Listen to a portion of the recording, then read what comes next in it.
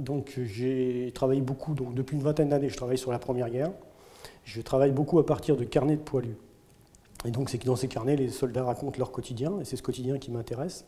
Et au travers de ces carnets, j'ai pu aussi avoir des éléments sur des exécutions. Beaucoup de ces hommes ont été confrontés aux exécutions de fusillés, et le racontent dans leur carnet de poilus, bien souvent d'ailleurs en précisant que c'était quelque chose de terrible. Donc c'est comme ça que j'ai été amené à chercher qui étaient ces fusillés, et qu'aujourd'hui j'ai pu établir une liste qui comporte un peu plus de 770 fusillés. Alors la liste des fusillés, ça a commencé par une liste trouvée sur Internet avec ces fameuses fiches de soldats qui sont reconnus non morts pour la France et non pas morts pour la France, c'est-à-dire à peu près 95 000 fiches. Donc les fusillés, les suicides et tous les soldats morts de maladies non imputables au service, d'accidents non imputables au service. Donc ça c'est un ensemble de 95 000 fiches. De cet ensemble, j'ai extrait les fusillés. À cette époque-là, c'était à peu près 550 fusillés. Et à partir de là, je suis allé à la pêche aux informations dans les JMO, notamment journaux de marche et des opérations des régiments, dans les livres, enfin un petit peu partout. Et j'ai rajouté des soldats. Et aujourd'hui, je suis à peu près à 770 soldats. Quant aux actions que j'ai pu mener, donc j'en ai mené surtout sur mon département, donc la Sarthe, où j'ai fait réinscrire 3 fusillés sur les monuments aux morts. Donc c'est passé par des démarches auprès des municipalités, qui plus ou moins rapidement ont accepté une inscription.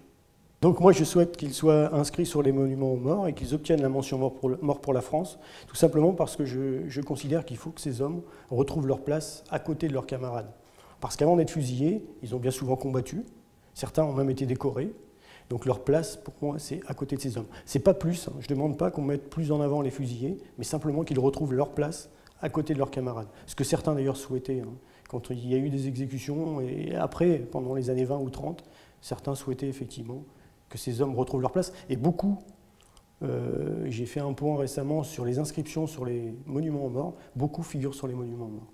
Je considère qu'effectivement c'est une injustice parce que ces hommes ont connu l'enfer des tranchées, et que si à un moment donné ils ont pu quitter leur poste, enfin ou refuser d'obéir, c'est parce qu'ils avaient été souvent mis au feu, alors que c'était des hommes qui n'étaient pas à l'origine préparés pour aller à la guerre, puisque c'était bien souvent des pâtissiers, des boulangers, des paysans, des ouvriers. Et donc je considère que c'est une injustice parce qu'on ne leur a pas donné non plus tous les moyens, et notamment en début de guerre, à l'époque où il y avait à la fois des conseils de guerre ordinaires et des conseils de guerre spéciaux.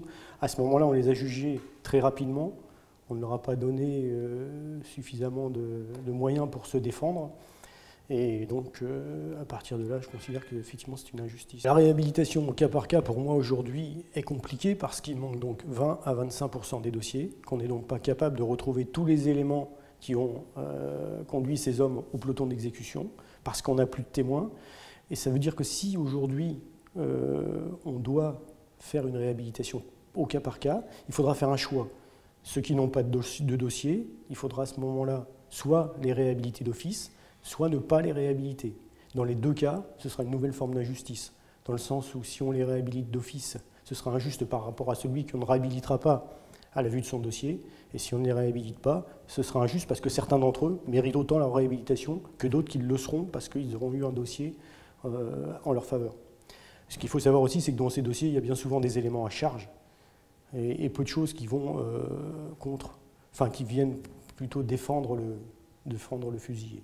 Je pense qu'il y a surtout 2 autres possibilités. Ne rien faire, c'est ce qui a été dit dans le rapport, je crois, qui a été remis au ministre des anciens combattants. Ça, j'y crois pas beaucoup parce que François Hollande, président du Conseil général de Corrèze à l'époque, en 2009, m'avait répondu à un courrier que je lui avais envoyé et soutenait ma démarche qui était de demander que ces hommes soient inscrits sur les monuments aux morts. Donc ça me paraît difficile aujourd'hui qu'ils prennent une position en disant on ne fait rien.